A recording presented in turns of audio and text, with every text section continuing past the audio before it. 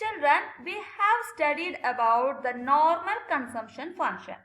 What was the normal consumption function is the functional relationship between income and consumption expenditure. That is, C is equal to F of Y. Consumption is the function of income.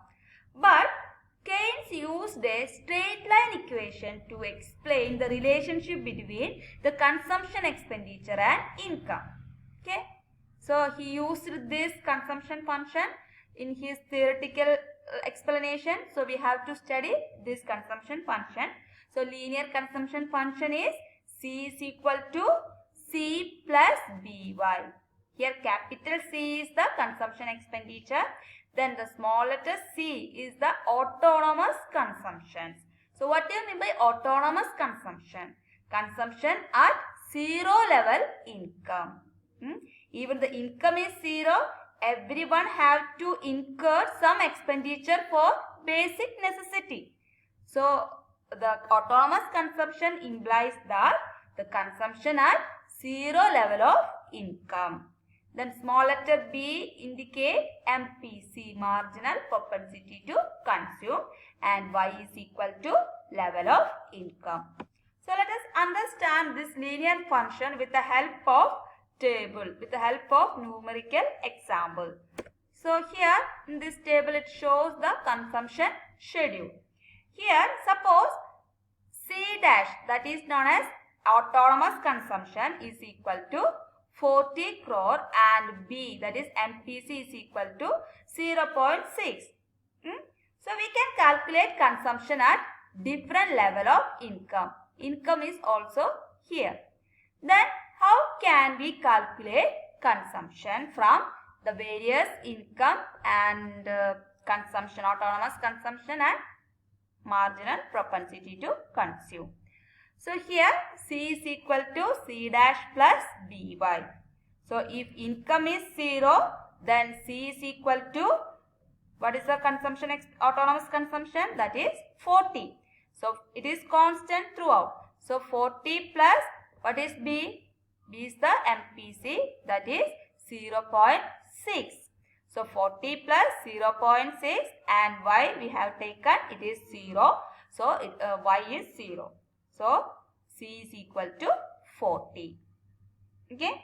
Then if income is equal to 100, if income is equal to 100, then consumption expenditure is equal to 40 plus 0.6 into 100, that is equal to 100. Okay. Then the next income level is 200. So if income is equal to 200, then consumption expenditure is equal to 40 plus 0.6 into 200, that is equal to 160. Then if the income is 300, consumption is 220. Then income is 400, then consumption expenditure is 280 and all. Okay. If there is income and consumption, we can calculate average propensity to consume and marginal propensity to consume. Then how can we calculate average propensity to consume?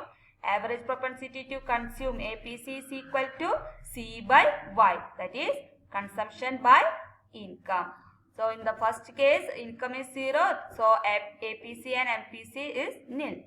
Then at the second level APC is equal to C by Y, so 100 by 100 is equal to 1. Then MPC is 0.6. It is already given, but we can calculate it by delta C by delta Y.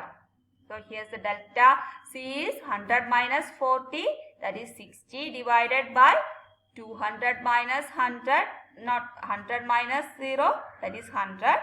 So 60 minus 100 is equal to 0.60.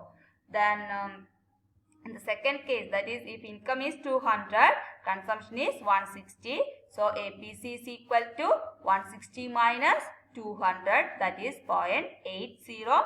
Then MPC is equal to delta C by delta Y. Delta C 160 minus 100, that is 60, divided by 200 minus 100, that is 100.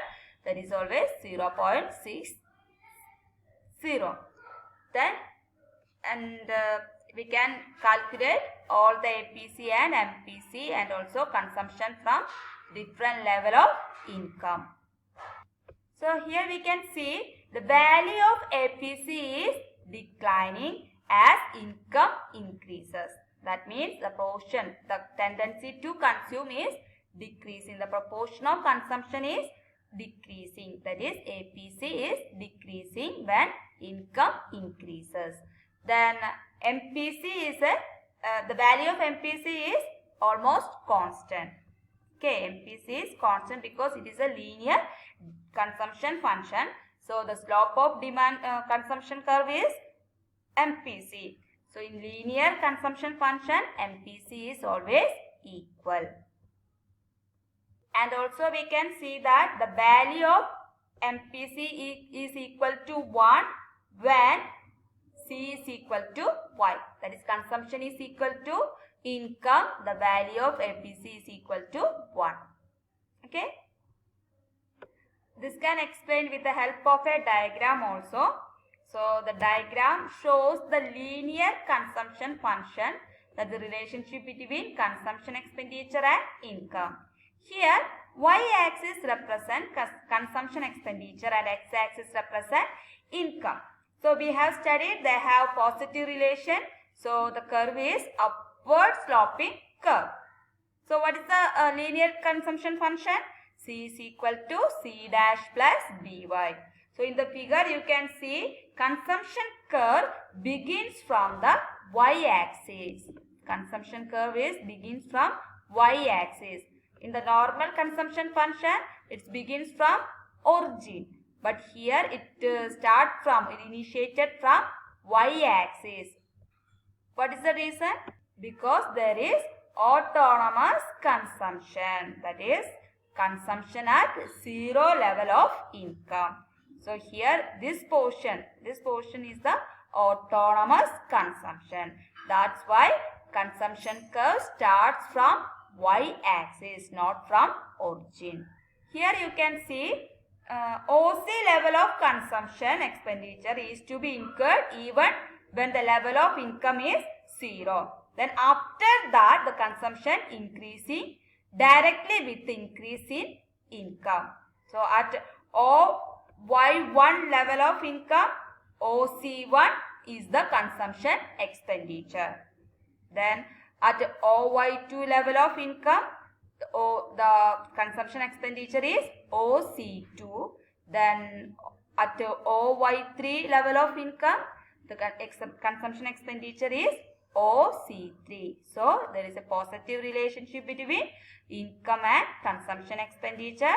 Then in linear consumption function, it consumption curve start from y-axis, and the slope of consumption curve is marginal propensity to consume, and in linear consumption function MPC is always same. Okay, the slope is always same. Okay students, that was about aggregate consumption expenditure. So aggregate demand is equal to C plus aggregate consumption expenditure plus investment. So we have discussed about consumption expenditure. Then the next component of aggregate demand is investment. Okay. So what do you mean by investment? It is otherwise known as capital formation. Then expenditure on capital good is known as investment. So there are two types of investment: autonomous investment and induced investment. So first of all, what do you mean by autonomous investment?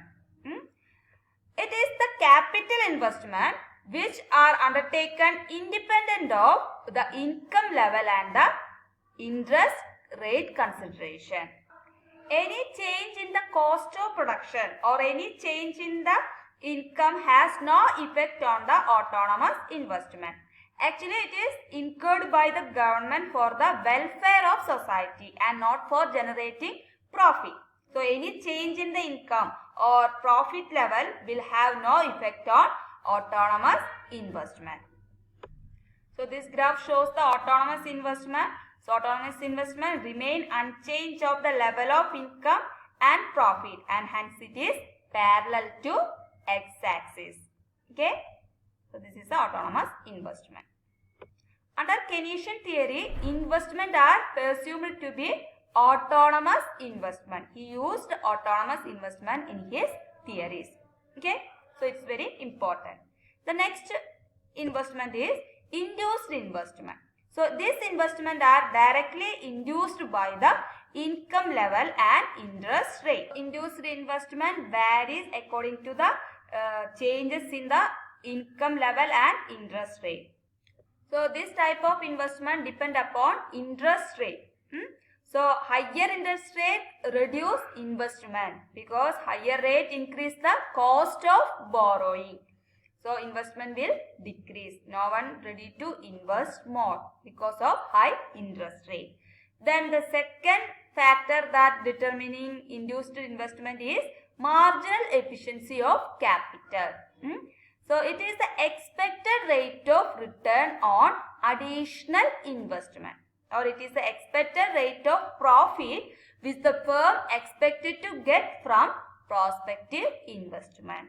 So that is the expected productivity of capital is known as marginal efficiency of capital.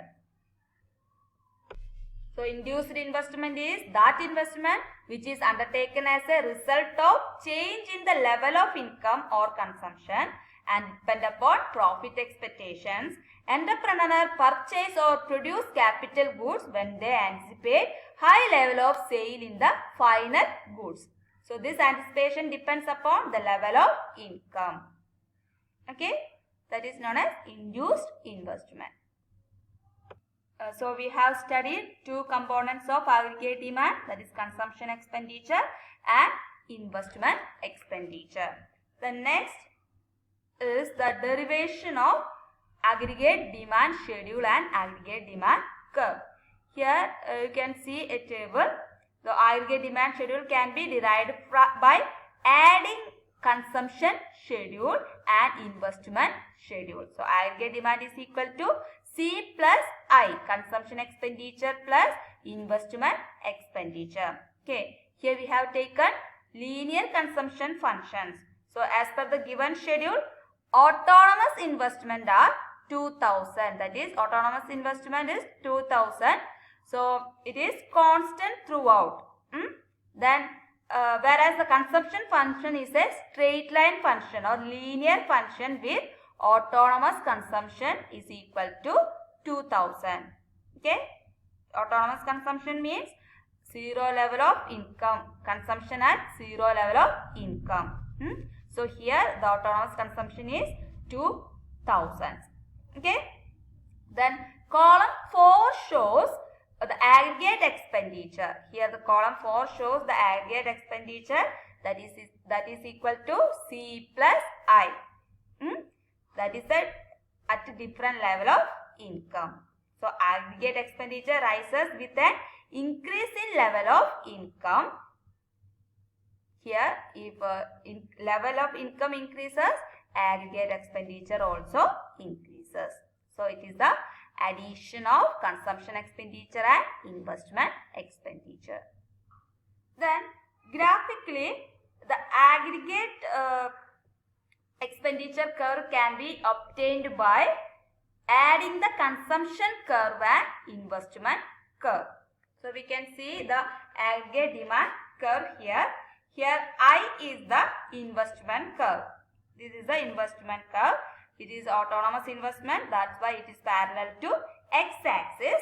Then by adding these two curves, that is investment curve and consumption curve. The consumption is the linear consumption function, that's why it begins from y-axis. According to our schedule, consumption autonomous consumption is 2000, so it starts from 20, approximate value of 2000, so it starts from 20. Then by adding up of these two curves, we get the aggregate expenditure. Okay children, that was today's session. Today we have discussed about the Keynesian theory of income employment. Then here today we have discussed about aggregate demand curve. And also the next class we will meet with aggregate supply. Okay children, See you in the next class. Bye.